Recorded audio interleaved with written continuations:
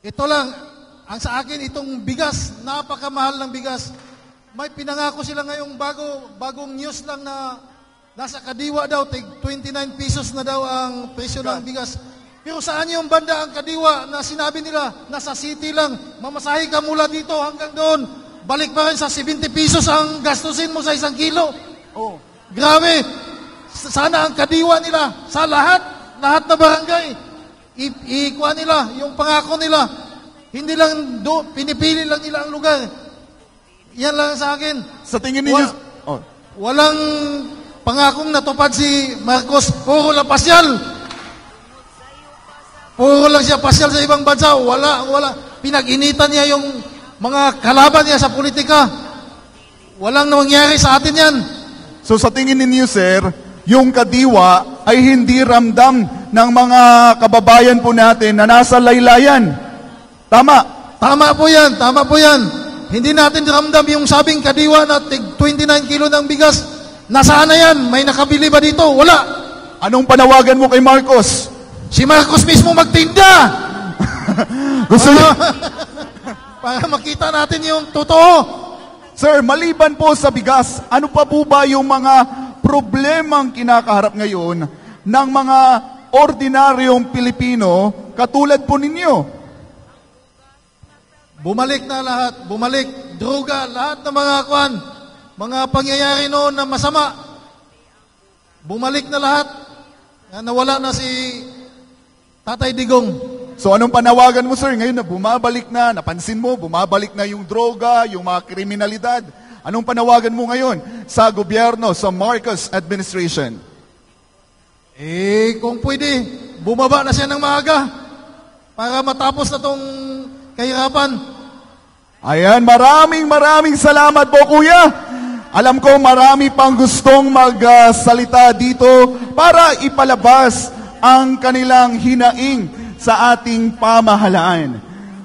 I think pumunta po tayo dito sa ating mga kababayang mga IP.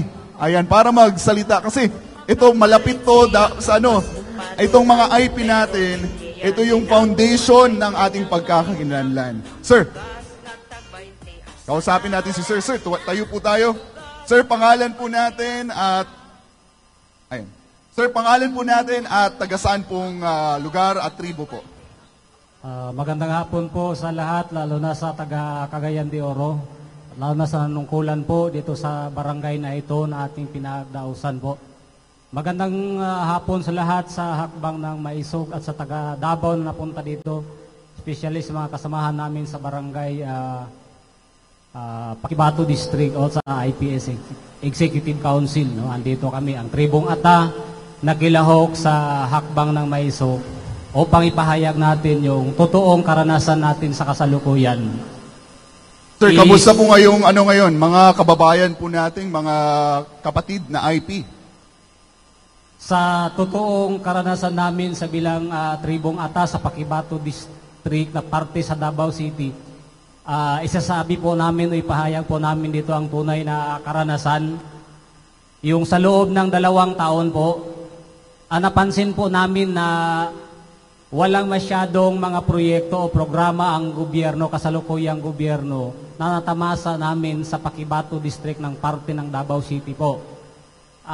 Ang patunay nito, yung mga proyekto ng mga build program ni PRRD, hindi po yun na ituloy.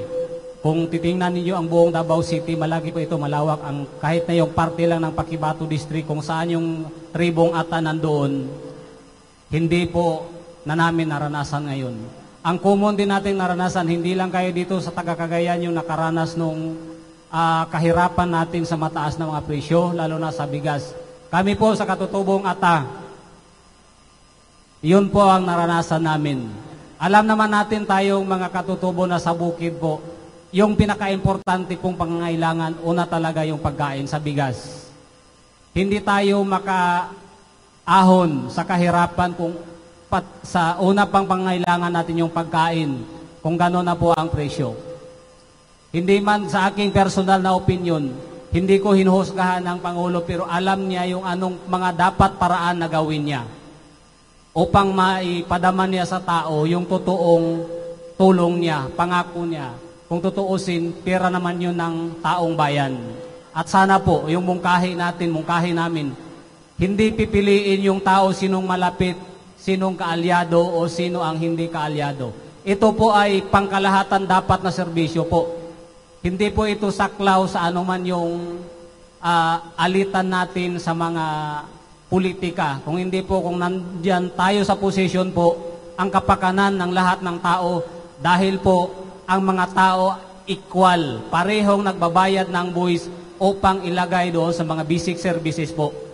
Yun po ang masasabi ko sa amin. Yung comparison naman, ang pinangako ni Presidente Duterte noon, yung mga illegal na activity sa droga, yung mga proyekto ng gobyerno, basic services po, kami po, mula sa Pakibato District, punta ng labas ng Bukidnon, parte yung tulay, kung dati, kung sino yung pong nakapunta sa Pakibato, ang hirap noon way back 2013, 2015 po. Pero ngayon, subukan ninyo, ang tulay, ang gaganda ng tulay, ang lalawak ng kalsada po. Yun po ang patunay namin po ikumpara. Hindi po nagsabi kami, binubuhat namin ang upuan ng mga Duterte, pero naranasan namin bilang taga Davao City ang tunay pong panunungkulan.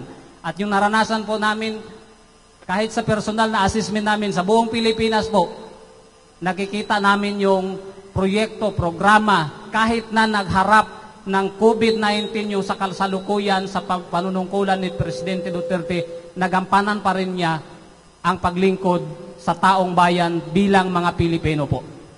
Sir, sa ngayon po, bilang panghuli na lang, ano po ang panawagan po ninyo kay Pangulong Bongbong Marcos? Ang panawagan ko po kang Pangulong Bongbong Marcos, sa pag-iisip mo, kung hindi mo man kayang panunungkulan o pamamahalaan ang mga Pilipino sa buong Pilipinas, magkakaroon lang po sana ng bukas na loob na tanggapin ang katotohanan. Huwag ilagay sa alanganin o sakripisyo ang lahat ng Pilipino po. Sana po, kung maaari, magboluntaryo siya na mag-resign sa kanyang sarili.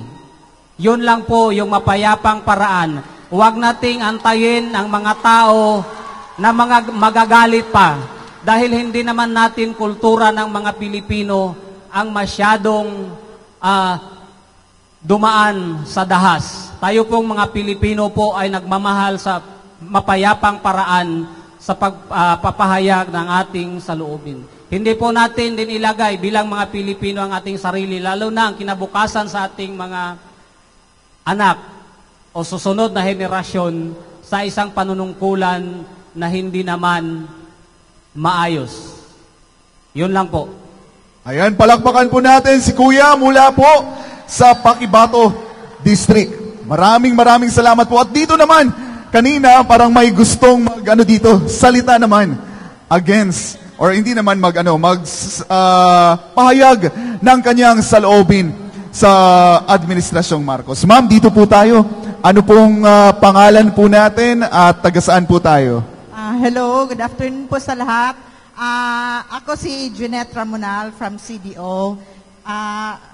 First, I was with Maisog in Davao City, and I was one of the ex-SECOM of BP last election, ISPM. Ako po yung dito sa Region 10. Ngayon, masasabi ko sa panggobyerno natin ngayon, pwede English or Tagalog ka. Kanang gubot paslukot. Honestly speaking, wala na ko kasabot. That is why lakas loob jud ko mo voice out. Nag-join ko sa Maisog para masulti nako ang atong panggobyerno karon. Daghan kay issue karon nga panggobyerno, pero dili na nako maisa-isa pa kay basin maabot pantag next year. Pero ang main gyud sa akong number 1 is ang peace and order karon dire sa atong sa nasod. Before, sir, ang mga military men is high kailang mga moral. Pero karon wala na klaro. Wala na ko'y trust karon sa atong panggobyerno. Ngano wala na kay trust, Ma'am Janet? Daghan kayo mga issue, sir. Daghan kayo, hindi maayos yung pamamaraan nila. Ang daming issue. Sama sa... Corruption. Okay. Et cetera. Di na ako may isa-isa pa, maabtantag next year kay mga issue nga uban taas na kay mga explanation. Pero I think kabalo na ang mga tao, anatan. Ug karon ma'am nga nagakahitabo na, unsa man karon ang imong panawagan sa atong Pangulo nga si Bongbong Marcos? To PBBM, ayusin mo naman ang panggobyerno mo para maging ayos din kami, mga Pilipino. That's all. Pag hindi nag-ayos si Marcos Jr., ma'am, ano kaya ang mangyayari? Sa tingin po ninyo bilang isang ordinaryong Pilipino? Ewan ko na. Hindi ko na masabi, sir, pero parang, of course, kawawa tayo. Pag hindi natin may palabas yung mga hinanaing natin, maging kawawa talaga tayo. Ayan, maraming salamat po, Ma'am Janet. May gusto pa bang sabi ng kanyang hinaing sa gobyerno, yung mga problema ang kinakaharap nila na sa ngayon ay hindi po tinutugunan? Si Sir, ayan. We have an OFW, ang ating mga modern heroes. Palakpakan muna natin yung mga OFWs. Yung mga overseas Filipino workers, palakpakan po natin. Bigyan natin sila ng masigabong palakpak. Sir, please introduce yourself at saan pong galing bansa po tayo, sir? Magandang hapon sa ating lahat. Ako po si Vince Morley Sumalpong Tianzon from Barangay Bugo, Cagayan de Oro City. Ako po ay dating OFW.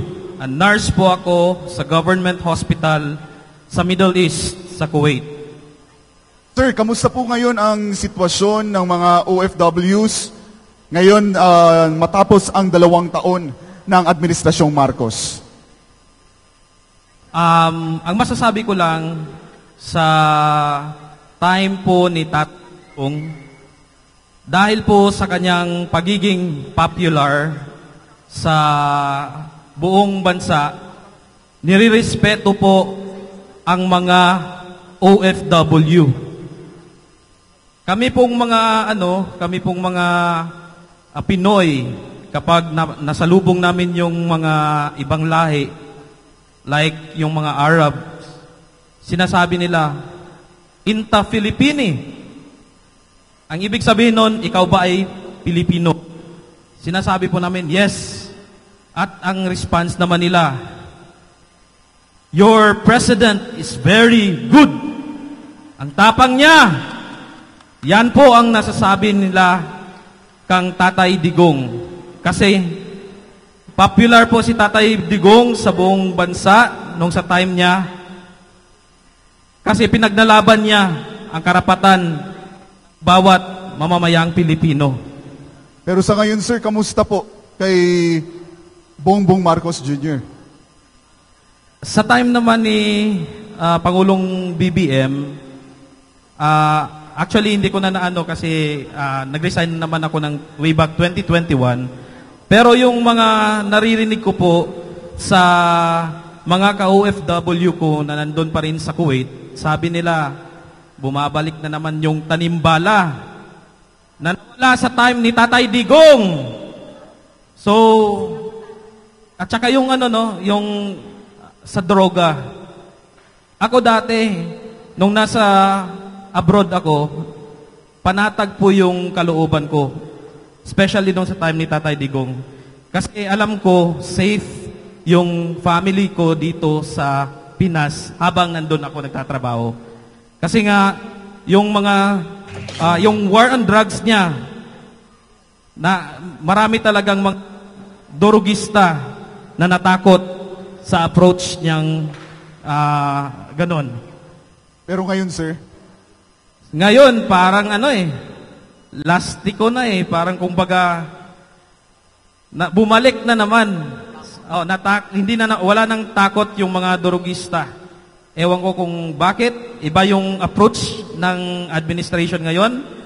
Pero nakikita ko sa mga dalawang mata ko at alam ko sa inyong mga kababayan kong nandito na bumalik talaga, naging rampant na naman ang droga. ayan po, maraming salamat. Mabuhay ang ating mga kababayang Pilipino na nagsalita at ipinalabas ang kanilang hinaing. Pag-usap, tagaan at makusog nga palakpak, ang tanang maisog. Hinay lang ka. Ayan, maraming salamat po. Si Captain Andrew Meliza ay wala pa po dito, pero maraming salamat po sa Barangay Agusan dahil binigyan po tayo ng magandang venue para sa hakbang ng maisog Northern Mindanao. Pag-usap, tagaan at makusog nga palakpak ang Barangay Agusan. And karon, magsugod na ta sa ato ang first speaker para isulti, para sabihin ang tunay na sitwasyon ng ating bansa ngayon. For our first speaker, please help me welcome the anti-war and to talk about the EDCA issues, Mr. Benjamin Contreras.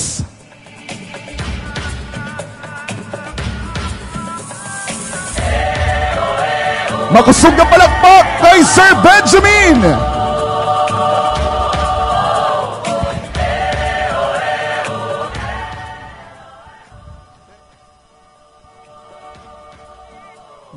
Una sa tanan, akong pagtahod o pasalamat sa amahan diri sa Agusan, Barangay Agusan, sa iyang tabang aron pastada kaning kalihukan karong hapuna. Ako gitahasan sa grupo para maghisgot-hisgot kabahin sa duha ka isyu nga medyo init-init diri sa atong nasod. Ang numero 1 kaning gitawag nila nga hidwaan o lalis-lalis sa West Philippine Sea, kabahin sa atong nasod o sa nasod sa China. Ang nasod sa Pilipinas, palaran kayo nga nakaangkon og usa ka presidente nga ang iyang foreign policy is friends to all, enemy to none. Sa Binisaya pa, walay ang atong ang palisiya, tanan amigo, walay kaaway, walay kontra. Mao kana nga sa termino sa atong kanhi presidente Rodrigo Roa Duterte, or para kaninyo yung Tatay Digong, no? Excuse me. Kadyota.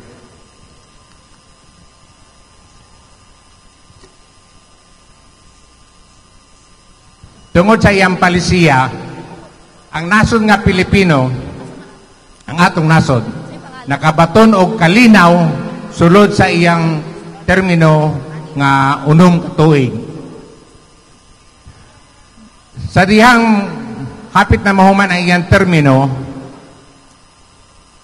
nagsabot-sabot na ni si Sara o si Bongbong o kinsay mudagan. O nauyunan nga si Bongbong ang mudagang pagka-presidente, si Sara ang vice-presidente. Tiliwala sa kamatuuran nga si Sara mas gimahal sa Pilipino o mas sikat. Apan lagi kay hangyo man lagi, so adili sa tamusultingan na budol ta ha. Pagdaog ni Bongbong, ang una niyang gibuhat, niadto siya sa China. Pag-abot niya sa China, gidawat siya ni Presidente Xi, red carpet. Ambot pasabot sa red carpet nga welcome, kanang espesyal kay ka nga bisita. Wala ka ni gihatag sa China sa ubang lidere sa ubang nason. Pero kang Bongbong gihatagan niya na. Tungod ka, doon naman po yung history sa iyang papa nga katong China, nahimamat nila si Mao Zedong. So, maayo rin ang pagdawat sa China. Pag human niya bisita sa China, niadto din siya sa Amerika. Pag abot niya sa Amerika, nakurat na lang kitang tanan. Pagsulti niya nga, I cannot imagine the Philippines without America. Nakurat kay kuwana. Nga naman, unsa ba'y gibaylo sa iyang baruganan nga kalit man lang siya ni baliktad. Diba? So, pro-US na rugar siya. Nakaroon kay pro-US naman siya, tungod ka ang Estados Unidos, aduna may problema sa China, tungod ka ang China karon mauswagon naman kayo, kusog kayang ekonomiya, halos nga matabunan na ang USA sa kasikat lugar, no? Mahimo ng number 1 ang China. So gusto niya gubaon ang China. Karon ang atong presidente Bongbong Marcos, nagpagamit man siya sa Amerikano. Kabalo ba ka mo pilay gigahin sa Amerikano para lang mapalit ang media? Tanan mga giant media outlet sa Amerika, binayran ka na sa kaning gobyerno sa US. O kabalo ba mo kinsay ka palakaw sa US government? Kaning gitawag nila MIC. O kaning CIA. Kani ang kwarta nila walay limit. Kaning MIC mo nang gitawag nga Military Industrial Complex. Mo kani ga-control sa gobyerno sa US. Ang US gikontrolar sa pipila ka pamilya nga perting datua nga mapalit nila ang presidente. Sila makabuot kinsay mo daog. Muna nga tanang presidente sa US og unsay gusto sa Military Industrial Complex o sa CIA, matuman gina siya. Now, kabayan ng West Philippine Sea, og tanaw nimo ang mapa sa kalibutan, medyo taas-taas ba nino? Tanaw nimo ang mapa sa kalibutan, adunay sobra sa 1,000 ka US military bases o military facilities nakapalibot sa China. Ang ilang missile o ilang rocket tanan nakatutok dito sa China. Karon, muisgot tag sa Asia Pacific Rim, dili sa ato sa Asia. Sa miagi mga tuig, aduna lang kini mga 39 to 40 ka military bases nga ang ilang mga rocket nakatutok ihapon sa China. In other words, ang US adunay intensyon nga girahon ang China. Pero gusto nila girahon ang China, dili nga sila ang muadto dito, kundi gamiton ang mga nasod nga gagmay diri sa Asia. Usa na ana ang Taiwan. Kay nahadlok man sila nga ang Taiwan og madamlag og ang China magkausa sila. Ang ngayon po sila magkausa kay puro man ni sila mga inchik. Ilang istorya, ilang itsura, ilang karakter sa pagsulat, ilang pagkaon, di gud malalis pareho gud. So ngano mingon man Taiwan nga lahi sila sa China. So gagamiton kani sa Amerikano. Karon kay si Bongbong aduna may nakuha niya nga bargaining, no? Kabalo naman siguro siya ng gibargain. Ngano nakalit lang siya na US, ni pabor sa US. So, gagamiton karon niya ang Pilipinas. Now kanon, kaning sa West Philippine Sea, kung maminaw ka sa media sa Amerika, o karon diri sa ato Pilipinas, tungod ka ang atong mga mainstream media diri nga bayran naman pati mga vloggers, pati mga reporter, dagkan kaya na sila nang bayaran na. So, ang ilang balita, puro na lang tensyon, puro tensyon, puro bullying, puro bullying. Now, ang China, gipalibutan karon sa Amerika. Nagtuo ba ka mo nga ang China maglingkod lang para magtanaw? No. China has to do something to counter the provocative acts of the United States. Mao siguro hinungdan nga naghimo po siya defense line niya diri sa South China Sea. Na karon gilalisa man nato nga sila nakalapas sa atong sovereignty, no? Nakalapas ko no. So makikaway tan sa China. Kahit kinsa may nag-provoke karon ini. Atong ipariha ang kahimtang bitaw sa diri sa ato lokal. Kana bitaw nakayuta bitaw nga giokupar karon sa mga informal settlers, di naman kuno pwede gamiton ang term nga squatter. So kana mga maski na nanay mando sa quarter nga dili sila angay mo pabilin diha kinahanglan magpahawa sila. Musukol na sila. Kay matot palagi kay panahon pa sa akong lolo ni ana mi dire. Ngano imo mong abugon? Pero dili man na pwede ingon nga dili pwede abugon. Kay balaod man no. Pero maski na naana kay demolition order, nagdala kag kapulisan na ay armas ang pulis na mga tao kay musukol man. Oh, wala sila pusil, naman sila bato, naman sila bunal, naman sila atsa, naman sundang. Musukol man sila. Na karon ang kapulisan nasayod nga musukol sila. Nganong pag sumugin mo nga moadto dito? Nganong dili na mo lang, oy, pwede ba? Padapin tayo, magsabot na lang ta. Then try to reach a compromise. Peaceful compromise or win-win solution. Ang atong gobyerno tano, ingana untang attitude.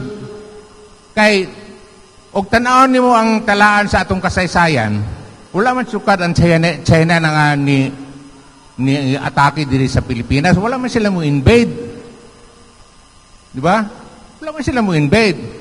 Nakaroon, maingon din ang Amerikano, oy, tanawan China, naghimo nag mga isla, naghimo nag mga facilities diya. Kana, bahad ka na sa inyong kagawasan, bahad sa inyong seguridad.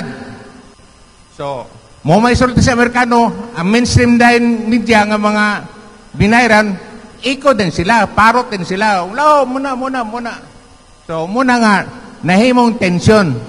Pero, sige sila hisgot tensyon. Wala mo ko na-feel nga tensyon diha.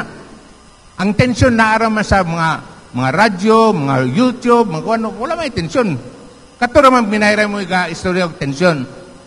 Nang anong di man nato istoryahon, nganong nahimo man ni kanhi Presidente Rodrigo Duterte atong Tatay Digong nga magmalinaw ng Pilipinas o ang China. Di ba? Oh. Mo ka na nga, dili kita angay magpagamit sa Amerikano.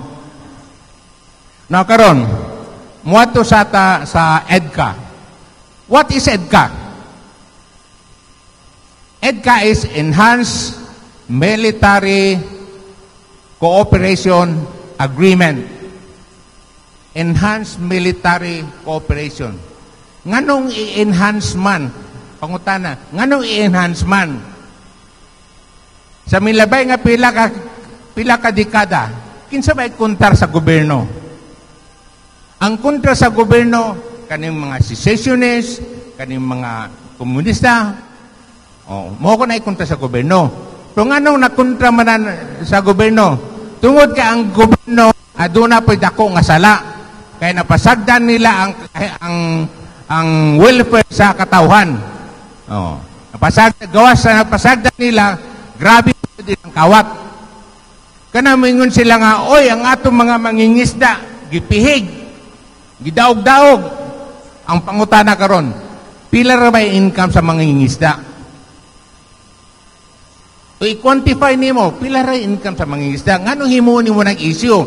Nganong dili natong himong i-issue ang kawat sa gobyerno? Tanawa ka ng luto. At una ang luto, unay makadaog, pila ka bulan, o usay mo, labay pang usa ka tuig, ahiyara makadaog ka usa. Karon halos kada simana na yung mudaog. Nagtuwa ka mo na yung nakadaog, o gibulsa lang na nina. Oh.